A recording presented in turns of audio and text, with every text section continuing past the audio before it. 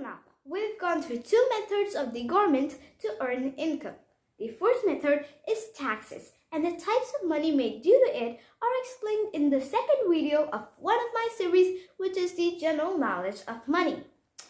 And the second method is borrowing and bonds. But if a country's government defaults on its bonds, then where will it go to borrow money so that it can manage its own country's economy? Well, whenever a country's citizens need to borrow money, they can go to the nearby commercial banks. But if a country needs to borrow money, then where will it go? It cannot borrow the money from its own commercial banks. The commercial banks inside the country, because they belong to that country only and trade in that country's currency. Instead, it has to look at the banks outside the country, meaning the banks of all the other countries. But why and when they started? Don't worry, you'll get all the answers in this video. Welcome to Mini Money Mastermind with Mahira, your source for all things of finance. My mission is to educate and empower individuals to take control of their finances and reach their financial goals. I believe that understanding personal finance is essential for living a successful, joyful, and fulfilling life, and I'm here to make it accessible and enjoyable for everyone. I'll cover all the key topics you need to know to make smart financial decisions. And make sure to hit the subscribe button so that you can stay updated to my latest videos. Let's start the journey to financial freedom together. This video is the third video of one of my series, which is the general knowledge of money. And today's topic is the International Monetary Fund versus the World Bank. So there are two international banks that support countries during their financial situation, and their names are respectively the International Monetary Fund, or the IMF in short, and the World Bank. Now, they support the countries that have their account in it. Account means that they should be members of it. The International Monetary Fund, or IMF in short, and the World Bank are both the largest and the most influential international organizations that play key roles in the global economy. But why and when they started? For understanding that, you have to understand the Second World War first. The Second World War was a global conflict that lasted from 1939 to 1945. It was the deadliest global conflict in the human history, with an estimated 50 million fatalities.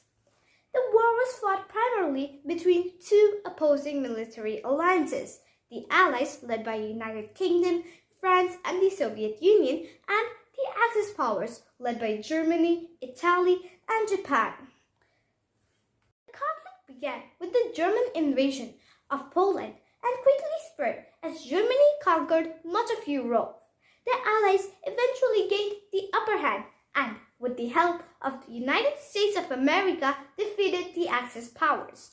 The war ended with the unconditional surrender of Germany on May 8, 1945, and the atomic bombing of the Japanese cities Hiroshima and Nagasaki by the United States of America in August of the same year.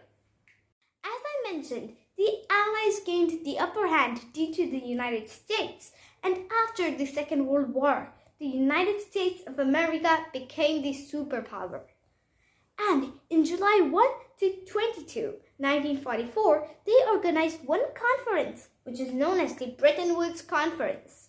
The Bretton Woods Conference was a gathering of the representatives of all 44 allied nations in Mount Washington Hotel, situated in Bretton Woods, New Hampshire, United States. The purpose of the conference was to establish a new international monetary system to replace the gold standard, which had been in place since the 19th century. If you're in class 10 or have passed out from class 10 recently, you must be familiar with the Bretton Woods Conference, as it must have been in your class 10 history book. Now, let me tell you the key takeaways of the Bretton Woods Conference. Now, as a government person, you might be thinking that what use is it for you to learn about the Bretton Woods Conference. Well, the Bretton Woods Conference gave birth to the two banks, IMF and World Bank, which are alive even now and fund the governments, if needed, to further improve the well-being of their nation. At the conference, the representatives agreed to a system of fixed exchange rates with the US dollar as the key currency and rest of the currencies pegged to the dollar.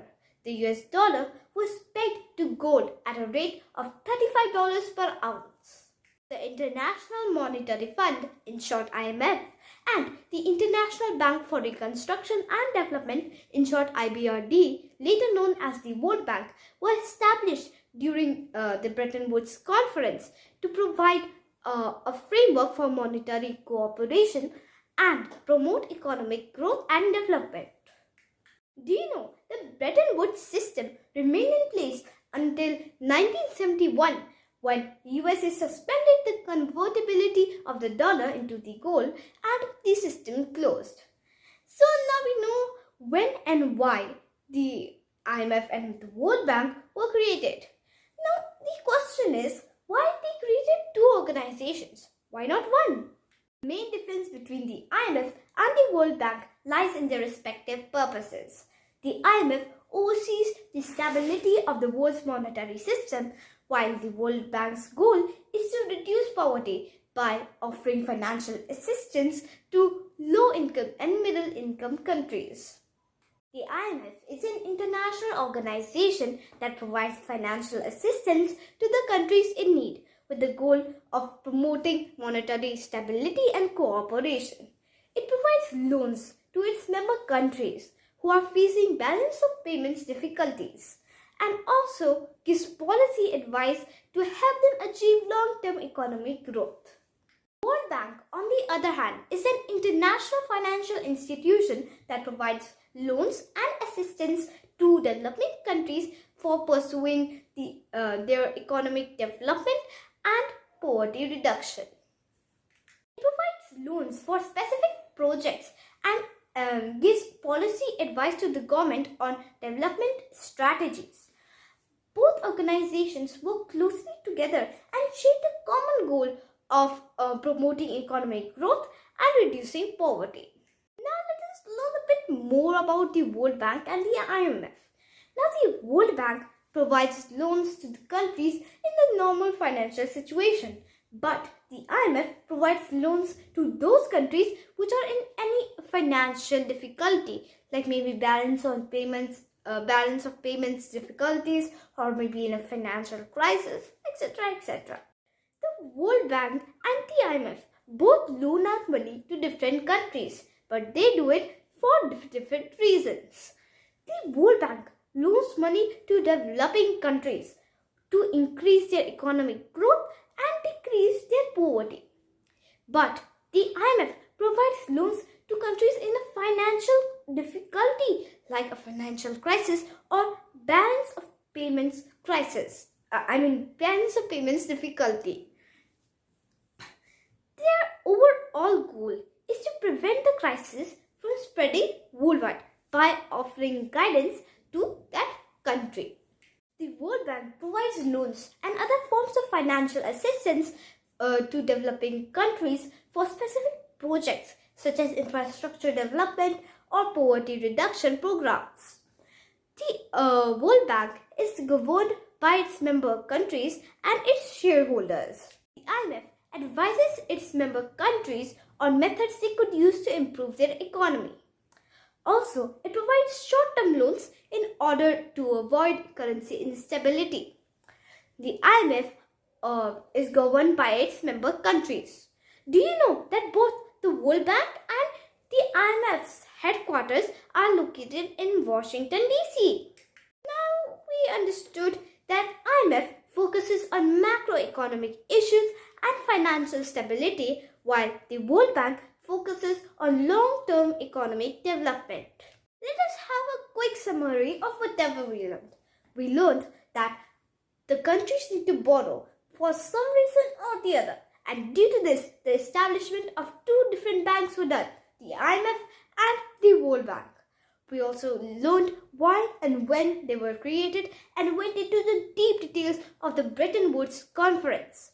Also, we learned that why there were two organizations, why not one? We also learned the difference between both of them. And we went a bit more deeper details into both of them because they are the topic, oh man. Phew, this is very much for today. So friends, thanks for tuning to my channel, Mini Money Mastermind. I hope you found the information helpful in your journey to financial success. Don't forget to hit the like button and share my channel to your family and your friends so that they also can benefit from my content. I can't wait to continue bringing you more informative and actionable finance related content. Until next time, happy money management. But do you know what the late President of India, Dr. APJ Abdul Kalam, had said? He had said that success is when your signature changes to an autograph. So cool words. I should always remember them.